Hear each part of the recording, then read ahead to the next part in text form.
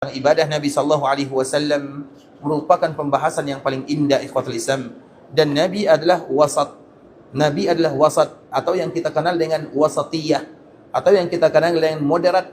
Maknanya ikhwatul Islam, tidak terlalu melampau, tidak terlalu kurang. Itu adalah ibadah yang dilakukan oleh baginda Rasulullah sallallahu alaihi wasallam.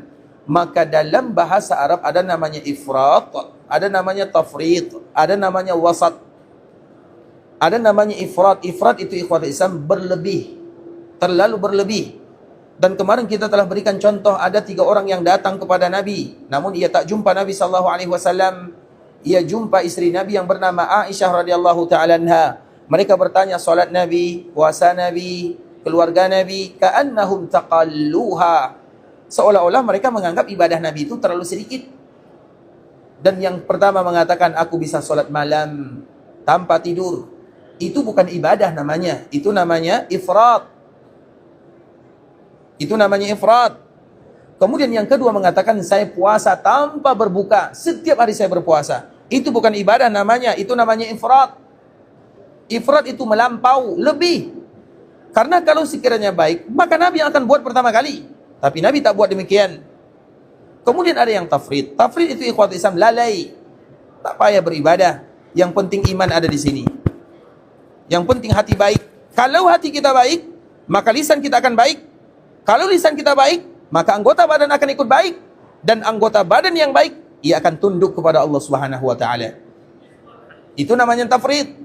Kenapa tak mau beribadah? Yang penting iman di sini. Yang penting Islam di sini. Yang penting hati baik. Kenapa tak melakukan kebaikan? Yang penting hati baik. Betul. Yang penting hati baik. Betul. Tapi hati yang baik akan nampak dengan fisik dan lisan. Maka itu disebut dengan tafrid. Sedangkan agama Islam adalah wasat-wasatiyah. Wa kadzalika ja'alnakum ummatan wasata. Bukankah Allah Subhanahu wa taala sebutkan ayat ini? Ayat ini ikhwatul Islam, kita selalu bagi contoh.